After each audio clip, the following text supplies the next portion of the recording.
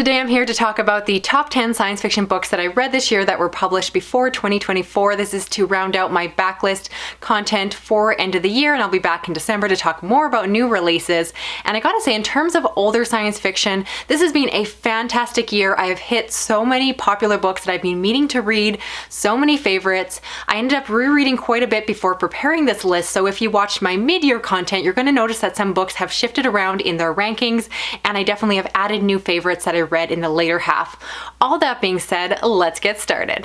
First, at number 10, we have Too Like the Lightning by Ada Palmer. This is a book that is set in the far future, so in the 240s, where we have entered somewhat of a golden age. We follow an individual who is an indentured servant, and they are tasked with investigating this theft. When they go in to investigate, they find out that there's more going on and start to unravel more about the society as a whole. It is the start of a series, and it's one that I liked when I read it, but I didn't feel like I fully understood the larger picture that the author was going for, and my early assessment was that I felt I would better understand the world once I continued on and read the rest of the series. Despite the fact that I was very much intrigued by this first one, I have started and stopped the following book several times, and simply because of that fact, this book is lower on my list because it's a series that I think is meant to be understood and read as a whole, and without that piece, I feel like I don't fully understand this one. Hopefully, I will overcome that hurdle and read the rest of the series in 2025, and I suspect it's going to end up on my favorites then. As the start of a series, this one was very intriguing, and really, again, my thoughts need to evolve as I understand more of what is happening behind the scenes. It has a very distinct narrative style, which is a little bit jarring to get into because it is written in a way that is meant to reflect older language, even though it's set in the future, so it feels very much an anachronism, a story out of time.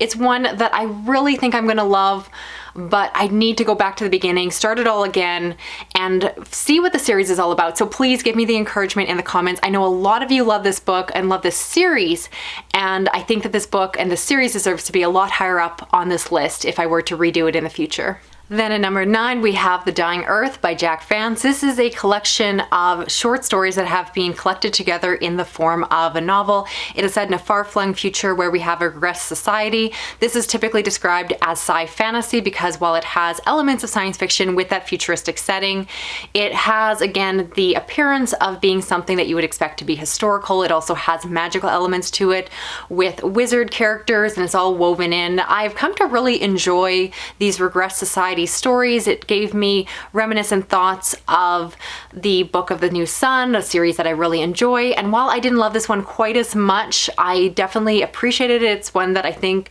I will enjoy each time I read it. I've already reread it once since I finished it. I basically finished it and then wanted to go right back to the beginning and enjoyed it even more the second time around.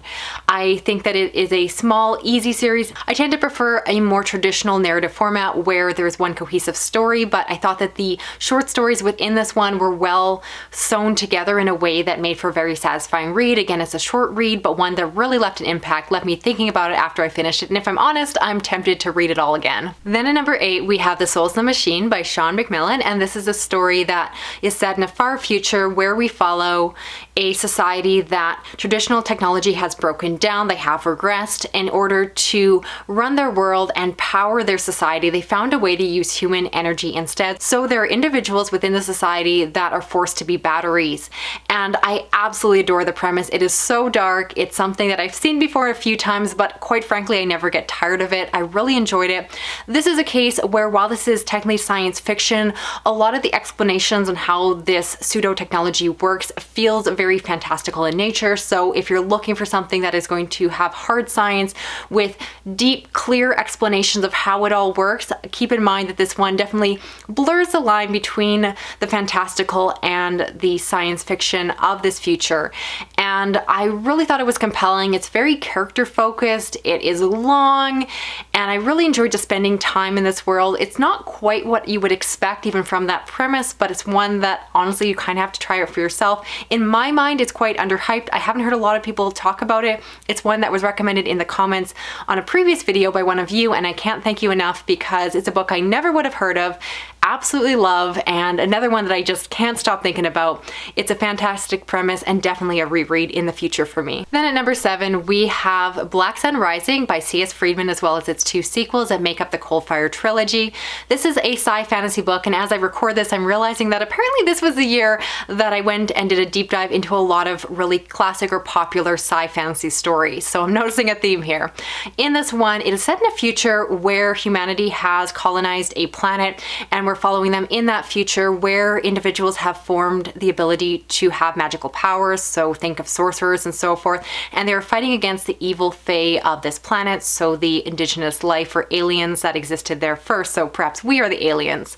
But this is very much a story that has a fascinating world. I am someone, again, who just really is attracted to the idea of a regressed society, which this appears to be. And once again, this one reminded me of Book of the New Sun by Gene Wolfe, and anything that gives me similar feelings, even if it didn't quite work as well for me, is still very appealing. I enjoy the characters. There are definitely some morally gray characters in this one where they have different motivations and you don't necessarily trust them, but you have to work with them in order to achieve a greater goal, which is something I really love when it comes to narrative plots.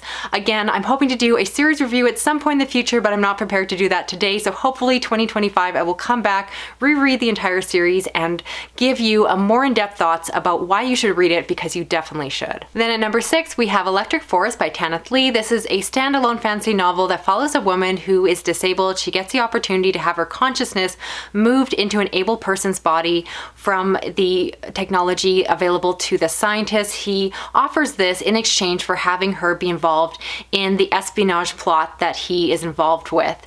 And so this is a story that involves a lot of political intrigue. You have this character trying to maneuver through a society, and there's a lot of interesting themes and conversations going on in the background of the story about how someone is treated differently based off of how they are perceived to be. Really interesting conversation. This is one that I enjoy the entire reading process. It's a relatively short book and easy to fly through, but what really sold it to be a favorite of the year is the fact that it has a very punchy ending, one that to me really elevated the entire story, the kind of ending that made me just want to reread the entire book and see everything that the author had planned from the beginning. So I do recommend this one if you can get your hands on it. I think it's well worth your time. It's such an interesting story and one that I would love to see more people read. Then breaking into the number 5, we have The Three-Body Problem by Cixin Liu, as well as the 2 sequels that make up the Past Earth Remembrance trilogy. Really, this is a placeholder for book 2, The Dark Forest, which is my personal favorite of the 3 books, and definitely is what, again, pushed this series to become a favorite. This has been the year that I have fallen in love with this author, as you will see more within this video. But here, I really got to understand and love what this series was all about. Technically, I actually read book 1 several years back, and I liked it, but didn't love it, and I deeply regret not continuing on. Had I known at the time that this book is almost a prologue to the rest of the series, I realized that I didn't really understand what I read until I went on to the next book, and that is when everything for me really opens up. I've done a whole spoiler-free review on this trilogy if you haven't picked it up yet, so I do hope you check that out just to give yourself a better idea if you're interested in this one. Probably my favorite aspect of this one was the exploration of so many scientific ideas, which to me were often things that I had heard before but were just really delightful to have re-explored and considered from different angles and see that application of those concepts within the case of the plot.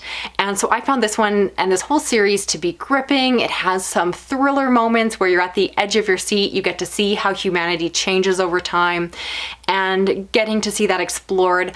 I really love the series, and again, if you're interested in it, please check out my longer review, because I think that it's one that's very popular right now, but I also think that people go in with the wrong expectations and are sometimes disappointed simply because this book is not what they thought it was going to be, instead of understanding what it actually is trying to be instead. Then at number 4, we have Denial by John Raymond, and this is a standalone science fiction book set in a semi-near future where we have seen the effects of ongoing environmental change.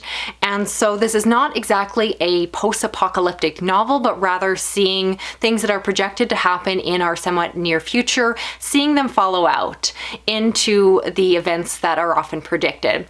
And so we read from the perspective of a journalist, and within the story, they are tasked with tracking down this individual who is largely blamed for some of the corporate greed that exacerbated the ongoing environmental issues that they are seeing. But when this individual is tracked down, and this is not a spoiler, this is all still in the setup and premise of the book, on the back is the idea that this individual is not the black and white boogeyman that you would expect him to be. Instead, there is more nuance to the conversation about morality and the environment.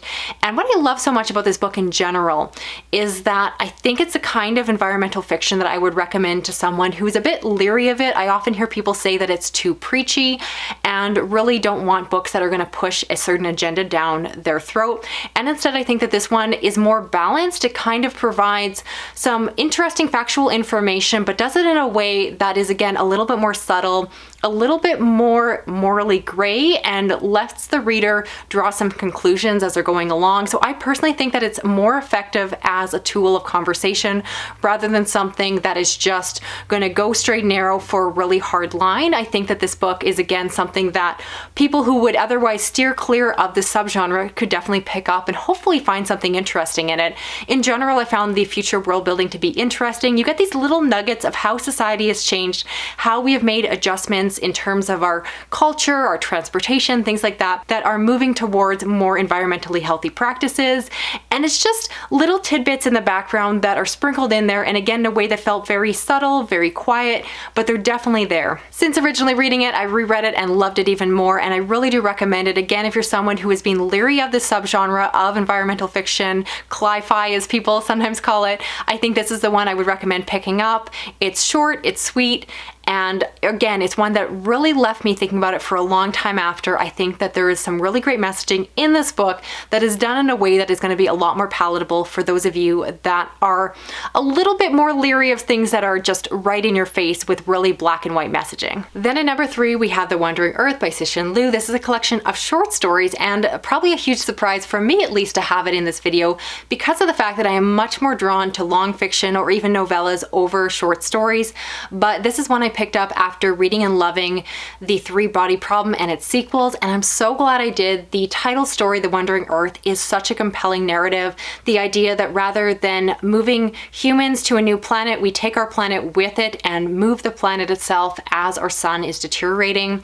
There are other concepts and stories explored within these, and I think if you love the concepts found in the Earth Remembrance trilogy, you will love this one as well, because you can definitely see nuggets and cross comparisons where they take similar ideas and kind of play them out in different ways. There's also a story where the author puts themselves within it and it becomes very meta. I was just so enamored. Virtually, I loved every story within the collection, which I pretty much never say about short stories. So if you are interested in this author's work, if you have read only one thing by them and are looking for more, or even if you want to start here, I think it is a great place to go. Even if you don't read short stories, read this one, because again, I often say I don't really read short story collections too often, but I'm glad I made an exception. I think I need to do that more often because clearly I'm missing out, because this was fantastic. At number 2, we have Ball Lightning by Cixin Liu, and this is a standalone science fiction story by the same author. Yes, this is the year of falling in love with this author's work, and I can't recommend this one enough. In my mind, this one is incredibly underhyped, and I don't understand why.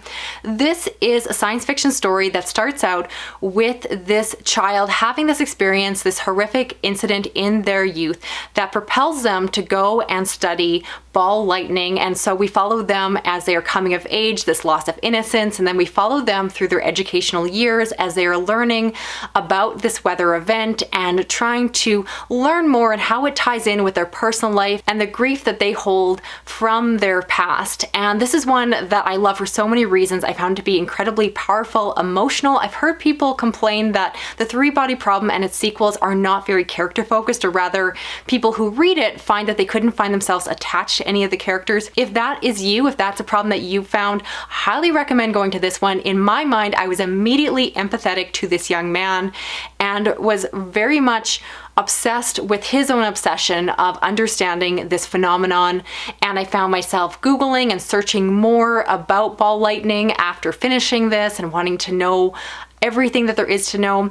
This book just has a tone that felt like watching a great anime film, and it's hard to put a finger on exactly what that is, but this one felt magical and fantastical, but also incredibly grounded in science. and I just had such a good time reading this one. This is a book I liked, but I'll be honest, I don't think I fully appreciated it the first time around. I've since reread it just before filming this video, and I loved it, as in a new all-time favorite. In some ways, I was tempted to put this book straight to #1, but I worry that my recency bias upon this reread is affecting my placement, so I'm going to put it here. But again, if you love this author, even if you have not loved some of this author's other work, and again are looking for something more character focused, if you're someone who loves coming of age stories, maybe you're one of my horror readers watching this video, this is one I encourage you to give a try. It is so unexpected, so delightful, so powerful, and again, one that I just want to read over and over again because it was such a fantastic experience. Highly recommend. And finally at #1, we have Parable of the Sower by Octavia E. Butler, with a mention to its sequel, Parable of the Talent, which I liked but not quite as much. And this is a book I loved so much that I felt compelled to do an individual series review, and so definitely go check that out if you want more of my thoughts. This is one that was written a couple decades ago and was set originally in 2024, so it's really interesting to see how the author predicted this present year. And within the story, we follow a young woman who is living with her family.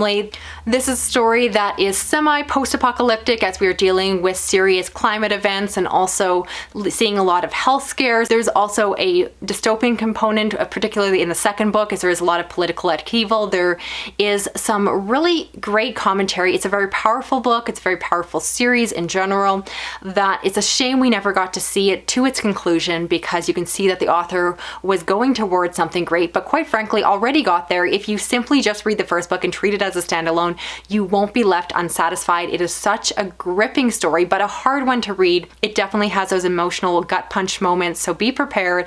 I personally waited until further from 2020 before I read this one because I knew I needed to be in the right headspace. It's a hard book to read, but an interesting one, and again, a great exploration to see how science fiction authors perceive our present day and our near future, and the predictions they make, the places that they explore, and the themes and messages explored. This one are just incredibly powerful. Highly recommend. Another book, can I say it enough, that I keep thinking about and absolutely want to reread over and over again because there is so much to impact here, and I really can see why Octavia Butler is so many people's favorite author. She's definitely up there for me. So that's it for this video here. I'd love to know the books I talked about. Which ones are you planning on checking out for yourself? And let me know, what is a backlist science fiction title that you read this year and loved? Don't forget to stick around and subscribe, because in December I'll be coming back with my favorites of the year published in 2024 for horror, thriller, science fiction, fantasy, and other dark things. If you want to support this video, you can help me out with a thumbs up. You can drop an emoji in the comments and hit that little notification bell so you don't miss a video from me.